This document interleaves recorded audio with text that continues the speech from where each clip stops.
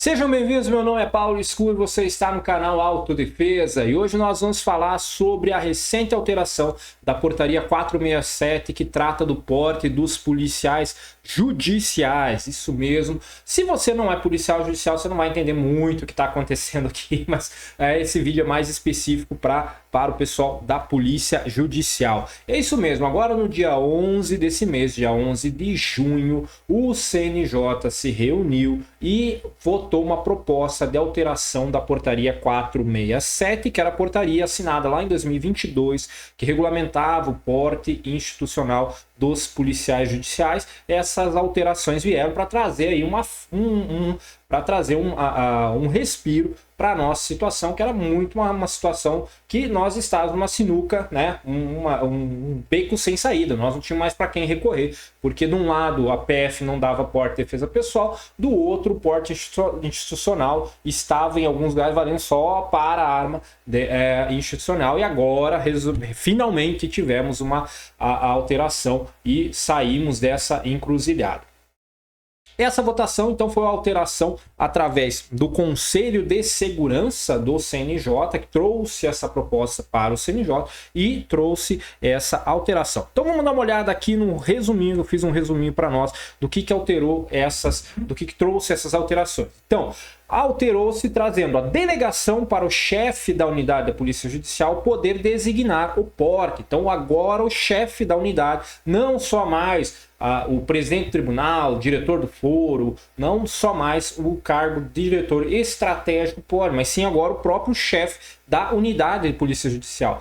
Aquele 50% de porte também, como eu falei, quem não é policial judicial vai boiar, vai estar boiando isso aqui. Aquele 50% caiu não, ele agora foi um entendimento mais razoável, mais coerente, né? Agora todos podem ter porte simultaneamente, podem ter porte, mas fica os 50% limitado apenas ao que tiver portando arma simultaneamente. Então, se naquele dia, hoje no dia 19/6, tem lá, se eu tenho 50 agentes no meu tribunal, 25 podem estar portando no dia de hoje, mas todos os 50 podem ter porte. Isso era uma dúvida muito grande, gerava muita discussão e finalmente o CNJ regulamentou isso aí. Agora também, o próprio Departamento Nacional de Polícia Judicial pode autorizar o porte na figura do seu diretor, isso é importantíssimo.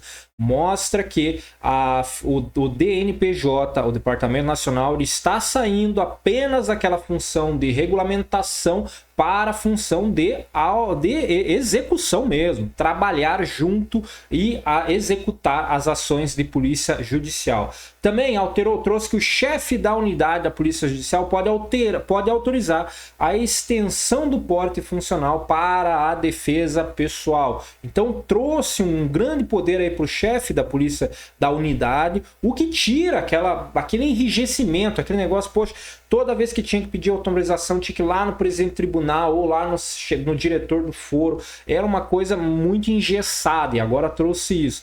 Também deu autorização, podemos usar a arma do Sinarme e do Sigma. Então, teu acervo do Sinarme, tanto do Sinarme quanto do Sigma, pode ser utilizado no uso do porte de defesa pessoal. Então, isso é muito bom também, muito bom, excelente também. E, claro, outra questão é a autorização.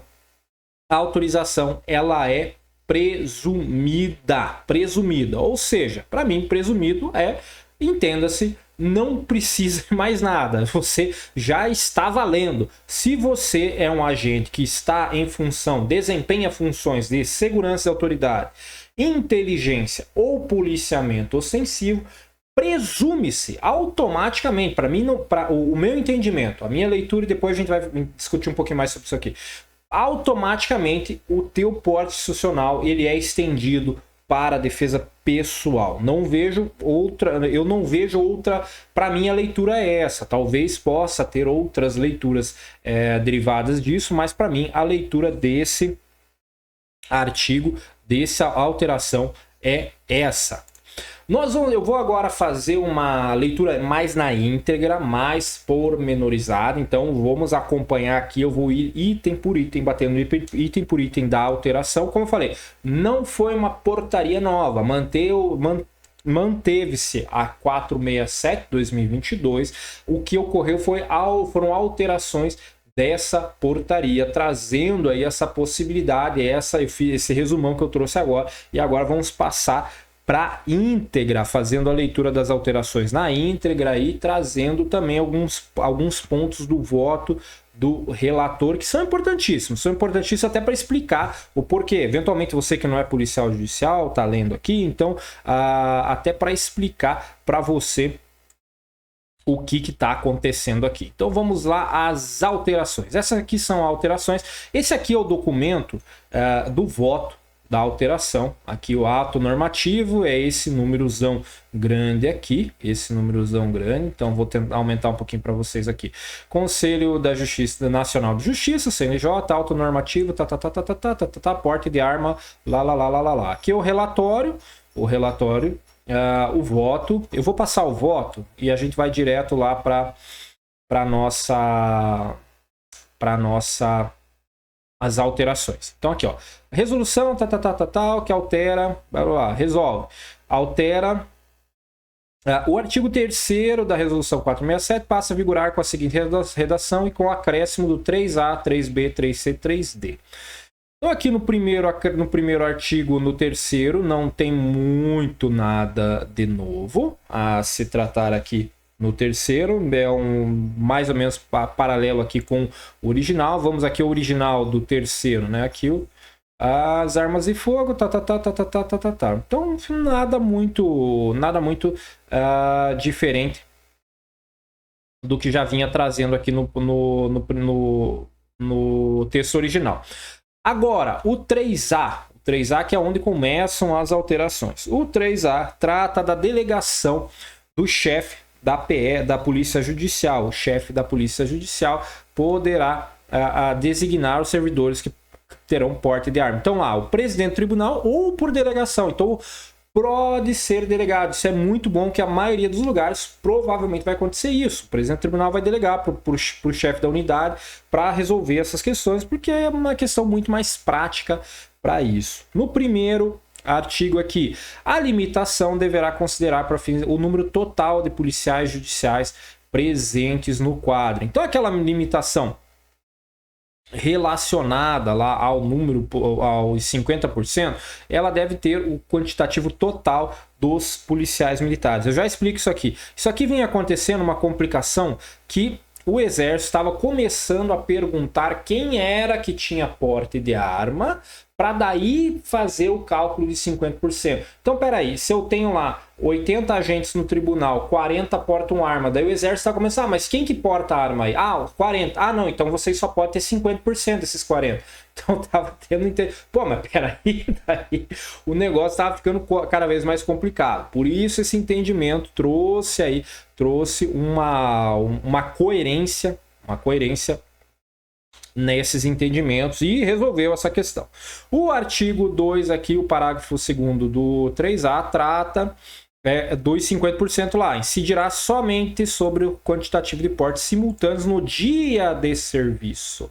Então é só no dia de serviço. Se no dia do serviço lá tiver... se o tribunal tem 80, naquele dia específico de serviço, podem 40.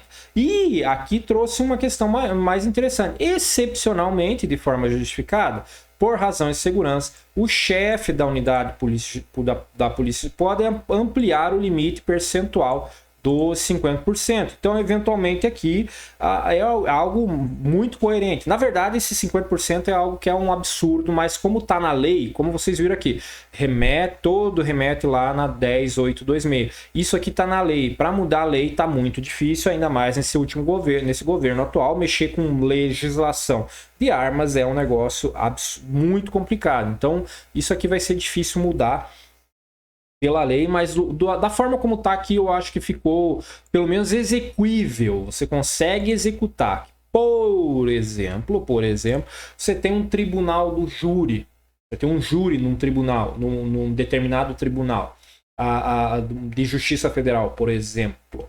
Você vai precisar de mais agentes. O próprio TRE, um tribunal regional eleitoral que tenha lá, os tribunais regionais eleitorais geralmente tem poucos agentes, muito poucos, menos ainda armados, né? Mas tem poucos agentes. Aí, no dia da eleição, poxa, aquela semana inteira, o mês inteiro da eleição, o TRE ferve, precisa todo mundo todo mundo geralmente vai estar trabalhando nesses dias. Então, nessas situações, o chefe da unidade vai poder justificar. Pelo menos ficou execuível. Pelo menos, porque essa regra é um completo absurdo, né? É um completo absurdo essa regra e já a execução. O parágrafo 4º e 5º fala da informação à Polícia Federal. Isso aqui já existia, não tem nada de novo. Então, fala que deve ser informada a PF, o número para expedição do número de porte e o respectivo cadastro no Sinarme, e também a listagem deve ser comunicada pelo chefe da unidade da Polícia Judicial semestralmente. Então, todo semestre deve informar. Isso aqui também nada de novo incluso aqui. Aqui no parágrafo 6º é que trata que o diretor do Departamento Nacional de Polícia Judicial pode autorizar o porte de armas em razão da integração e interoperabilidade. Isso aqui é muito interessante, é muito importante, porque a Polícia Judicial ela está em todos os órgãos do Poder Judiciário e muitas vezes acontecem missões com interoperabilidade de agentes, tanto do TRT, do Justiça Federal, do TRF, do TRE ou da Justiça Estadual operando junto. Então, nessas situações, o próprio diretor da Polícia Judicial do Departamento Nacional pode ele mesmo designar, ó, fulano de tal, tá aqui teu porte para você trabalhar em determinada missão. Isso aqui é muito bom, dá uma autonomia e tira o departamento lá, o Departamento de Polícia Judicial, Nacional Polícia Judicial, só da execução do estratégico aqui para execução. Traz ele aqui para execução. Tira só da gestão estratégica e coloca ele no papel de executor das políticas de segurança. Isso é muito importante para nós, para o desenvolvimento da Polícia Judicial. O artigo 3b, então, trata aí da extensão do porte pessoal fora de serviço. Esse aqui que é o fantástico, é o que trouxe aí uma luz no fim do túnel para nós, nos deu um respiro, porque estava todo mundo numa sinuca de bico, não tinha para onde correr mais, e essa normatização, esse parágrafo aqui que trouxe esse fôlego, esse alívio para nós. Então, após avaliar, aqui vou ler ele completo, após avaliar a necessidade de proteção do próprio policial em razão do desempenho da função, a chefia da unidade concederá autorização de extensão do porte de armas funcional para a defesa pessoal fora de serviço. Isso aí é ótimo, ótimo, muito bom. Por quê? Por quê, meus caros? Vamos lá, vamos entender essa questão aqui. Eu tenho porte, eu consegui um porte de defesa pessoal na Polícia Federal. Claro, atrelado a determinada arma. Eu tenho uma arma, tenho algumas armas no Sinar, porque eu sou também IAT, eu sou instrutor de armamento de tiro, então tenho algumas mais pelo fato de eu ser IAT. Mas eu tenho uma lá que é atrelada ao porte de defesa pessoal. Acontece que muitos colegas estavam ali buscando esse porte, e está no voto do relator. Depois nós vamos ler ali, buscando esse porte de defesa pessoal para poder ter essa proteção fora do serviço. E a Polícia Federal falava o seguinte: não, meu caro, você é policial da Justiça Federal, você é policial da Polícia Judicial, então você tem que buscar o porte com eles, não é conosco. E se eximia, mesmo estando lá no decreto 11.615 explícito. Então ficava lá, a Polícia Judicial estava num limbo. Nós não podia pegar porte, não tinha o porte dentro de casa e não tinha o porte fora de casa. Daí você ficava ali, pô, mas daí, pera lá, eu posso aqui no serviço eu trabalhar, mas lá fora não posso, e na lei está escrito que eu posso. Então trouxe essa regulamentação e trouxe aí uma luz no fim do túnel, tirou nós essa sinuca de bico quanto a essas questões. E aqui no parágrafo 1º é que trata aí dessa excelente também a alteração, que é que o porte estendido para defesa ele vai ser válido para as armas tanto dos policiais judiciais quanto dos magistrados no Sigma ou no Sinarme. Então aqui fala, ó, conforme a lei 35 de 79. Vamos dar uma pesquisada aqui na lei. Pera lá, deixa eu voltar aqui. Vamos lá. Deixa eu pegar o outro browser aqui. Só um pouquinho, gente. Browser. Vocês estão vendo aqui. Deixa eu só procurar aqui. Lei 35 de 79. Lei 35 é a lei da magistratura. E não está aparecendo aqui, poxa vida. Pera lá, deixa eu voltar pro... Tá, aqui está aparecendo. Deixa eu procurar por aqui. A lei 35 de 79.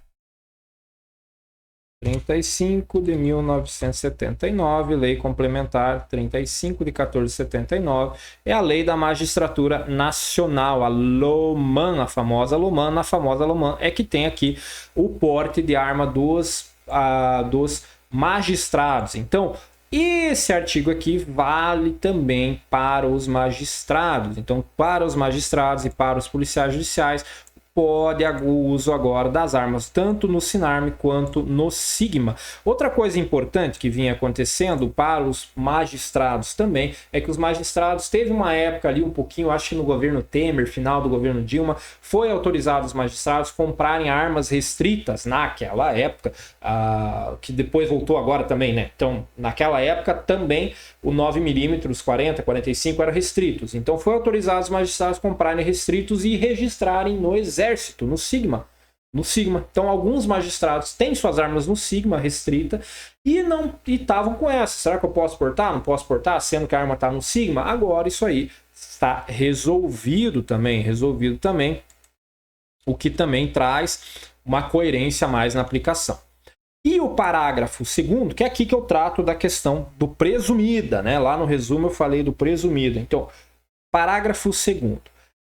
Parágrafo 2º aqui do terceiro B, né? Parágrafo 2º, terceiro B. A autorização que trata o caput do presente artigo é presumida. Então, para mim, cara, não há discussão aqui. O que é presumida? Vamos ver aqui, ó. Presumido. Significado. Presunção, hipótese, suposição. Direito, admitido como verdadeiro em razão de aparências. Então tá mais do que, ó, admitido no direito aqui, ó, admitido como verdadeiro em razão das aparências. Então, o que tá aqui, ó, a autorização que trata do caput do presente artigo é presumida, já é certa, é já aparente, não precisa documentar ela. Essa é a minha leitura que eu faço. Eu não vejo que necessite documentar. Quando o policial judicial estiver empenhado, pô, se você está empenhado, se o teu setor, se a tua serviço é esse, se você cotidianamente está trabalhando com isso, então presume-se automaticamente, a partir do momento da publicação dessas alterações, presume-se. Se você trabalha com SEG-out, com proteção de autoridades, com inteligência ou com policiamento ostensivo, se você faz essas atividades, pronto. Para mim, o entendimento de que é necessário essa autorização aqui, essa autorização que fala o caput do 3B, que o chefe da unidade poderá autorizar, para mim, ela fica mais restrita ao cara que está em desvio de função. Eventualmente o cara está trabalhando no serviço administrativo e ele tem o porte institucional e trabalha e faz muito pouco o serviço os serviços afins da Polícia Judicial, de segurança, de inteligência, segurança da autoridade, inteligência, policiamento ostensivo, muito pouco. Então ele está lá trabalhando no setor de licitações e eventualmente, uma vez por mês, uma vez cada 2 meses, ele trabalha numa missão. E daí sim eu vejo que seria necessário. Caso contrário, para mim, eu vejo que se você trabalha na seção de segurança, você trabalha numa seção de transporte, você está todo dia agindo como policial judicial, não está em desvio de função, cara, eu vejo que para mim está mais do que explícito aqui. É presumido que você tem já automaticamente a extensão do porte a partir dessa alteração. O 3C, o 3C, né?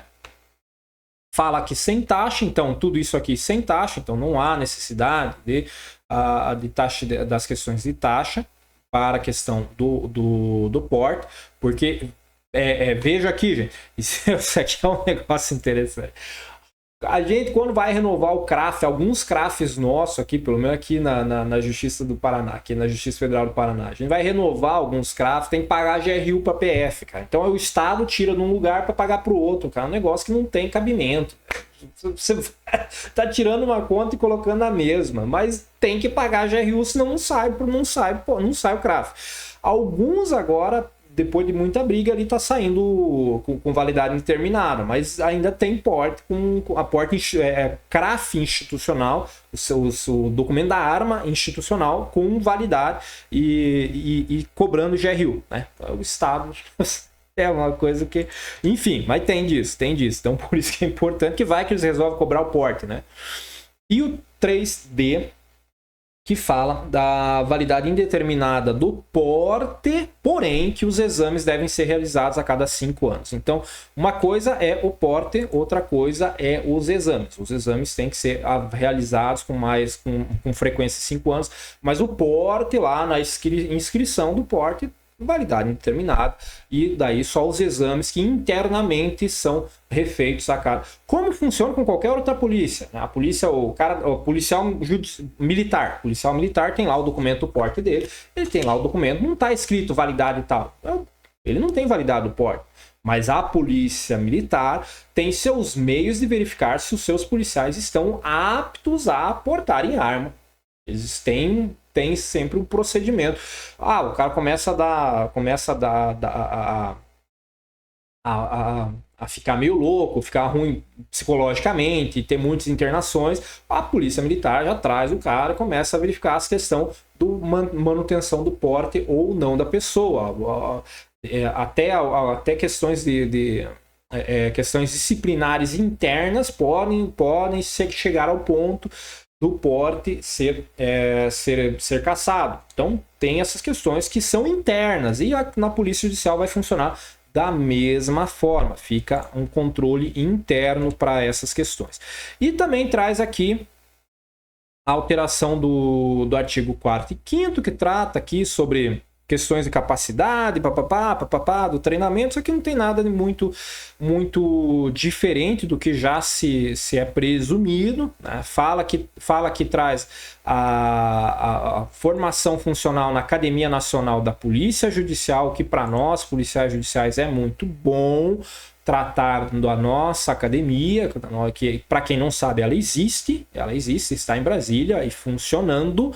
Então, sim, temos a Academia Nacional de Justiça, a Academia Nacional da Polícia Judicial, temos os centros de treinamento, os próprios tribunais podem ter, que vão aí dar a possibilidade do porte de arma funcional, que pode daí ser estendido ao porte de arma pessoal, da mesma forma. Então aqui fala da questão de capacidade técnica, avaliação psicológica, nada de muito diferente para todo mundo faz isso, todas as polícias têm esse tipo de procedimento aqui. Para quem não sabe, a própria Lei 10.826 fala que todos os policiais, policial militar, policial federal, policial rodoviário federal, policial penal, todos têm que passar por um curso, por um treinamento, e lá na 10 tem explicitado, inclusive, a carga horária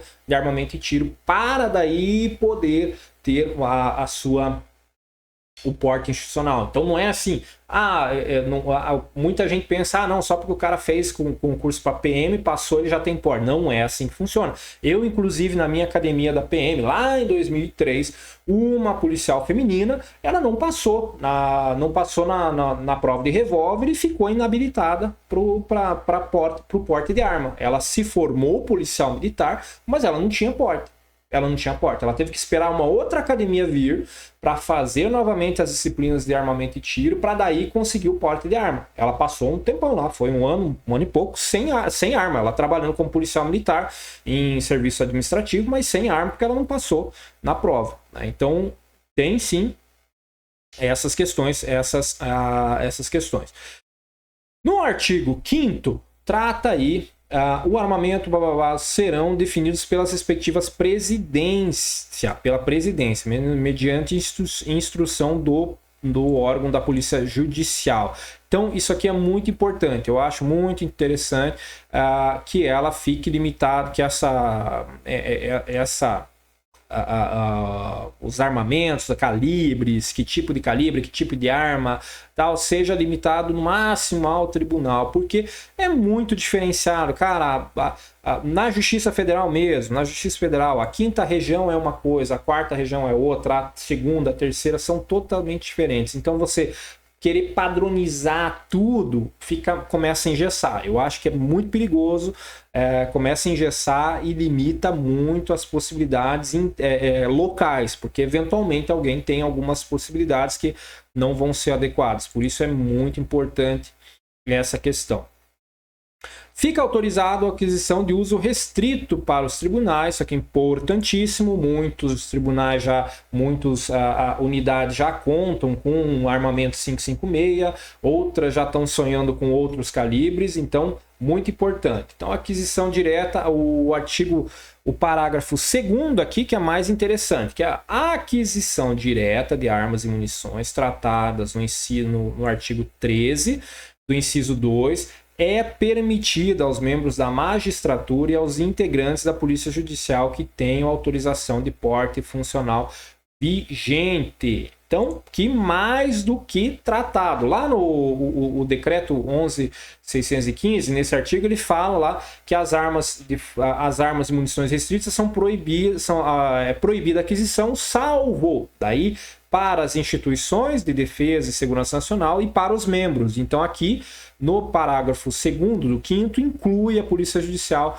como membros e os magistrados também como membros, deixando claro. Lá já estava mais ou menos, mas aqui deixou mais do que claro. Não há aqui mais conversa sobre isso. E o terceiro também, já lá no decreto 11.615, já vinha com isso. Inclusive, eu já fiz um vídeo aqui no canal tratando dessa questão, que mesmo como policial, já antes mesmo dessa alteração aqui, você já conseguia ir lá no Sinarme e pedir uma segunda via do CRAF das suas armas dentro do Sinarme, e elas já vinham com a validade indeterminada, com validade permanente. Então isso aí já estava sendo executado já na Polícia Federal, mas muito melhor deixar escrito do jeito que está aqui, né? Terá prazo de validade indeterminado. Então, CRAF com prazo de validade indeterminado. E aqui uma pequena alteração no artigo 11, que não tem nada de muito, só a questão de revogação, do porte, implica o recolhimento pela unidade judicial, pela unidade da Polícia Judicial das armas, munições, certificados de registro que estejam, então, nada mais coerente, né? Então, recolheu o porte, vai recolher, o cara perdeu, suspendeu, cassou o porte, a unidade da Polícia Judicial vai lá e recolhe todo o armamento, tudo do policial, nada mais lógico. Eu quero só ler aqui o finalzinho para vocês aqui do voto do conselheiro João Paulo Choucar. Demorei para achar, mas achei aqui, ó. Não obstante a autorização normativa, informa que muitos agentes não vêm encontrando melhor sorte quando do requerimento ao direito do porte de arma de fogo para uso pessoal. Os órgãos competentes estão exigindo porte de arma na categoria de defesa pessoal, consonante à orientação, em acréscimo também a solicitar demonstração de ameaça à integridade física a despeito do nível institucional das funções exercidas. Então é aqui que o policial judicial ficava na sinuca de bico, porque daí você tá lá, você não consegue uma coisa, você buscava na PF dizia, não, mas você tem que demonstrar risco à integridade física e você não sabe. Tá, mas poxa, eu sou policial judicial, eu faço segurança, faço policiamento ostensivo, atividades de inteligência, como que eu não tenho que demonstrar mais como? Não, mas daí é com o teu órgão, não é aqui que consegue. Então, muitas vezes ficava uma sinuca de bico, não conseguia nem do lado, nem do outro o porte. Então, algumas unidades, alguns locais conseguiam mais, muitas vezes não se conseguia essa autorização, ficando, poxa, uma situação bem complicada. Temos então, senhores, a nossa alteração, finalmente temos a nossa alteração muito buscada por muito tempo. Eu não vou citar nomes de pessoas e tal, porque eventualmente vou deixar algumas fora, mas o pessoal sabe, todo mundo teve envolvido e, claro, o trabalho de cada um fez com que chegássemos nesse entendimento, nessa melhoria. Afinal, a polícia judicial agora é algo realmente concreto e não temos mais, eu não vejo mais um retorno do status quo hoje da polícia judicial, por isso essa necessidade. E também, claro, vimos que também os magistrados entraram junto ali, quanto a essa questão, alguns outros pontos que muitos magistrados ficavam sim com o pé atrás para usar, por exemplo, sua arma do Sigma como porte, mesmo eles tendo porte na Loman, estava escrito na Loman que eles têm portes, mesmo assim ficavam meio assim, ficavam muito intrigados em mas será que eu posso usar do Sigma ou não, tal. Acontecia isso e agora acho que está mais do que resolvido essa questão. Quero saber de você o que você achou dessa alteração. Se você tem alguma interpretação minha, eu fiz essa é a minha interpretação. Eu não conversei com ninguém, eu conversei com um ou outro colega só sobre essas questões. Não cheguei a verificar outras interpretações, a aplicação de fato de algumas questões ali, mas nós vamos ver com o tempo e eu acho que agora temos que ter o seguinte entendimento. Não vamos criar cabelo em ovo. Tá entendido, porte tá resolvido, acabou, não precisamos ficar criando cabelo em ovo. Mas aquele ponto, se não tiver assim, não, gente, vamos, para mim tá morta leve, tá resolvido, acabou, toca o barco, e essa questão para mim acho que resolveu-se quanto a essa questão. A questão dos 50% ainda está mais, como eu falei, tem que mudar a lei, mudar mais difícil, mais complicado. Hoje, com esse atual governo, mexer em legislação de armas é um negócio muito difícil, então acho que isso aí não prospera nesse governo, mas pelo menos agora temos uma execuibilidade maior para as atividades. É isso aí, pessoal. Se você não é inscrito no canal, se inscreve, dá a sua inscrição, isso aí faz toda a diferença aqui para nós na plataforma. Um grande abraço e até o próximo vídeo.